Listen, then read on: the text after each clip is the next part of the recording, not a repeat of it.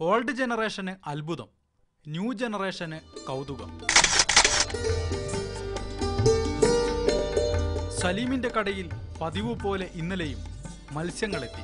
വിൽപ്പനയ്ക്കിടെ വാലിലേക്കൊന്ന് നോക്കി. അപ്പോഴാണ് ആ കാഴ്ച കണ്ടത്. നീർത്തി നോക്കിയാണ് നമ്മളിത് കണ്ടത്. അങ്ങനെ വാലിൽ ചുരുണ്ടിട്ടുണ്ടാകുക. അപ്പോൾ നീർത്തി നോക്കിയാണ് ഒരു മഞ്ഞ പുള്ളി ഉണ്ടായത്. നീർത്തി നോക്കി.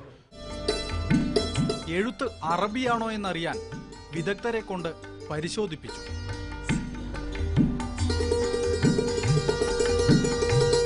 ഇപ്പോൾ ഇത് ശരിക്കും യാ അല്ലാ എന്ന അറബിയിൽ വായിക്കാം.